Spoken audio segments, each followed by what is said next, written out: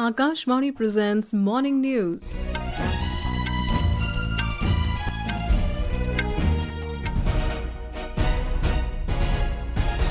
Good morning, I am Saira Mujtaba. The headlines. Commerce and Industry Minister Piyush Goyal says national interest cannot be compromised to meet trade agreement deadlines.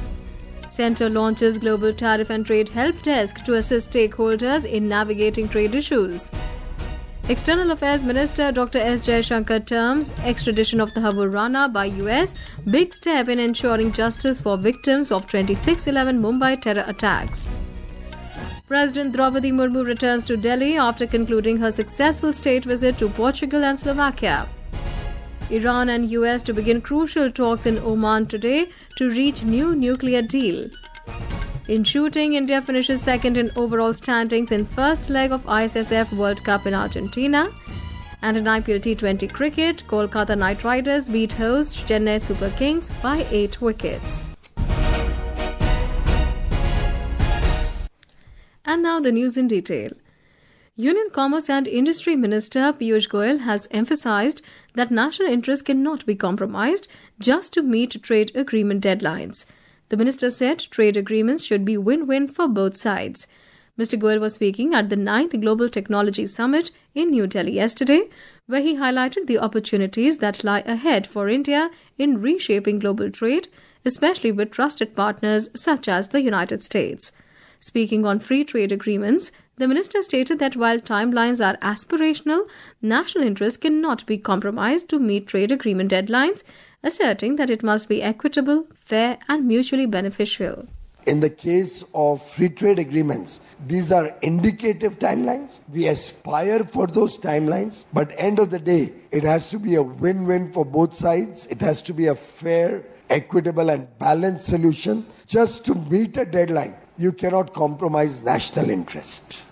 The minister highlighted that India's current tariff protection measures are directed mainly at non-market economies that engage in unfair trade practices. He added that India is well positioned to engage in bilateral partnerships with countries that value reciprocity, trust and fair play. India is currently working on trade agreements with many countries and blocs of nations, including with the European Union, the United Kingdom and the United States.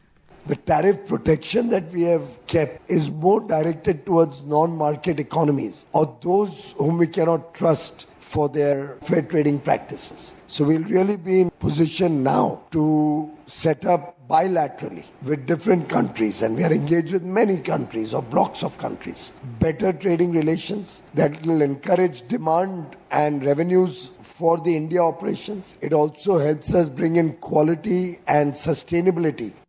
Meanwhile, China's 125% tariff on United States goods comes into effect from today. The move came after US President Donald Trump raised the tariffs for China to 145% earlier this week. On the other hand, the US President has said that he will impose reciprocal tariffs again on countries that fail to reach an agreement with America by the 9th of July, when the 90-day pause ends. The centre has operationalized a dedicated Global Tariff and Trade Helpdesk to assist stakeholders in navigating emerging trade issues. The Commerce and Industry Ministry in a statement said that the helpdesk will look into issues relating to import and export challenges, import surges or dumping, logistics or supply chain challenges, financial or banking issues, and regulatory or compliance issues, among others. We have a report.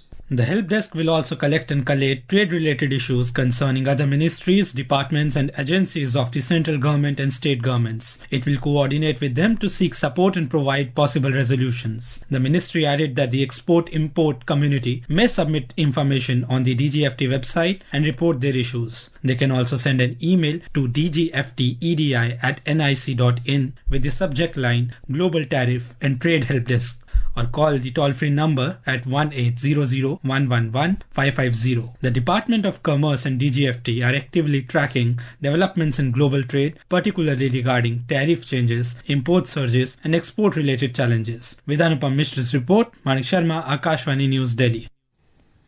Prime Minister Narendra Modi has said that the resolve to uplift the poor and the deprived, the mantra of Sabka Saath, Sabka Vikas and the spirit of service are the guiding principles of the government today.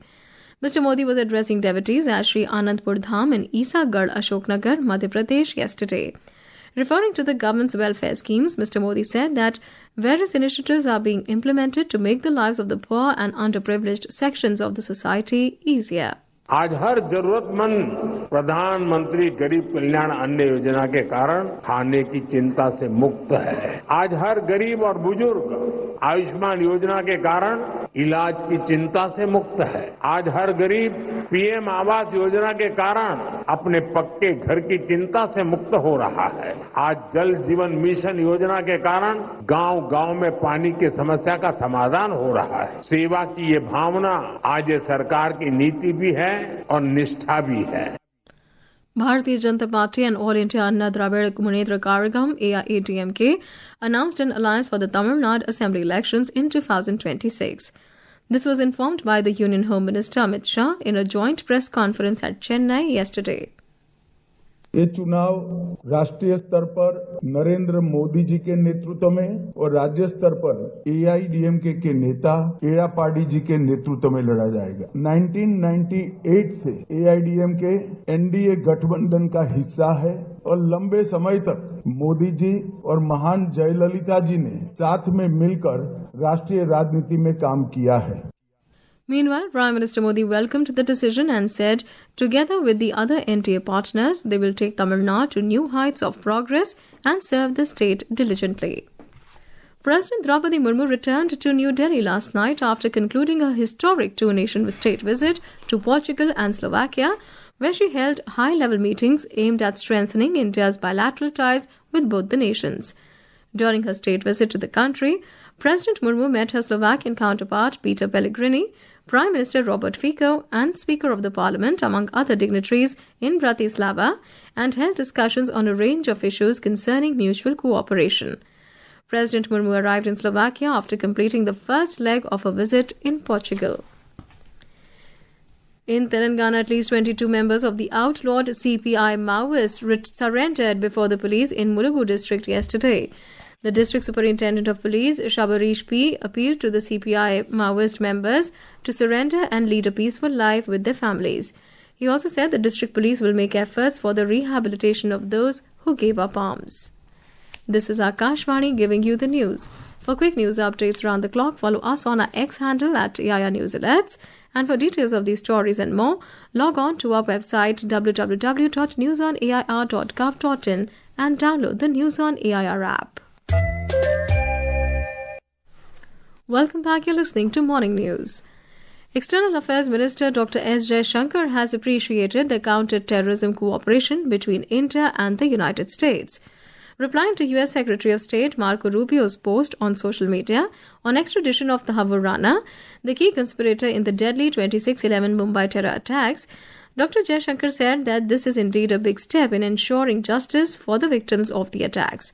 Mr. Rubio in his post said, U.S. extradited the Havarana to India to face charges for his role in planning the horrific 2008 Mumbai terrorist attacks. Iran and the United States will begin crucial talks in Oman today to reach a new nuclear deal in an effort to ease tensions and avert another conflict in West Asia. The Iranian delegation will be led by country's Foreign Minister Abbas Araghchi, while U.S. envoy Steve Witkoff will represent the American side. Omani Foreign Minister Badr al-Busaidi will act as intermediary. Meanwhile, U.S. President Donald Trump has given Iran a 2-month deadline to accept a deal that will lead to Iran shrinking its nuclear footprint or eliminating its program altogether. The Information and Broadcasting Ministry has announced the winners of the theme music competition, one of the 32 challenges being held as part of the WAVE Summit 2025. The first World Audio and Video Entertainment Summit, or WAVES 2025, is scheduled to be held in Mumbai from the 1st to the 4th of May this year. 6 winners were chosen from hundreds of entries received from across the country. A distinguished jury selected the winners after a rigorous evaluation of their originality, musicality, and alignment with the WAVES theme for music and dance, India's vibrant rhythms from classical performances to contemporary beats. The ministry said the competition is aimed at showcasing India's diverse musical talent. Hanuman Jayanti is being celebrated today in different parts of the country with religious fervour. The day commemorates the birth of Lord Hanuman. In the national capital, devotees are thronging the Hanuman temple since early morning to offer prayers. Heavy rush of people is being seen at the Prachin Hanuman temple at Connaught Place in New Delhi. Hanuman Chalisa, Sundarkand and Akhand Ramayana are being recited at the temples on the occasion.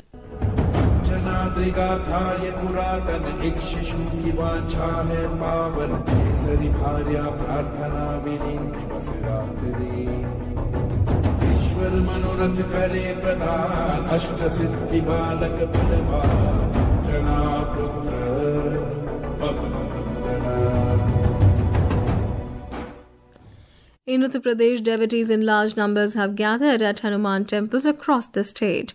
A long queue of people can also be seen at Ayodhya's Hanuman Gadhi on the occasion. Bhandara Bhoj have also been organized at several places. In the first leg of International Shooting Sport Federation ISSF World Cup 2025 at Buenos Aires in Argentina, India finished second in the overall standings behind China.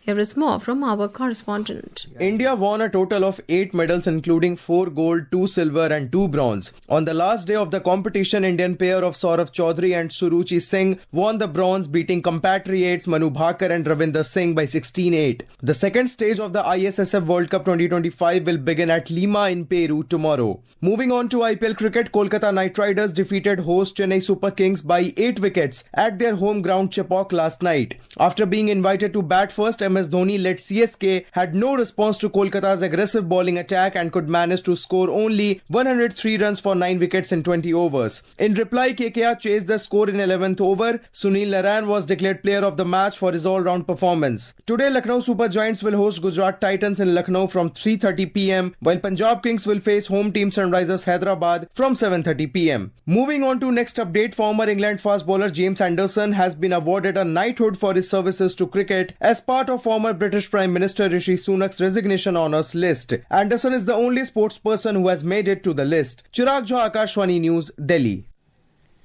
The India Meteorological Department IMD has forecast heavy rainfall over Assam and Meghalaya during the next 3 days. The IMD has also predicted heavy rainfall in sub-Himalayan West Bengal, Sikkim and Arunachal Pradesh today. Isolated hailstorm has also been predicted over East Madhya Pradesh and Uttar Pradesh today. The weather agency said light rainfall is likely in various parts of west, central and adjoining east regions of the country till the 14th of April. IMD said that heat wave conditions are very likely to continue at some places over West Rajasthan, Gujarat, Punjab and Haryana during the next 4 to 5 days. And now for a look at today's newspapers, it's over to Shagun Chopra. Thank you, Saira.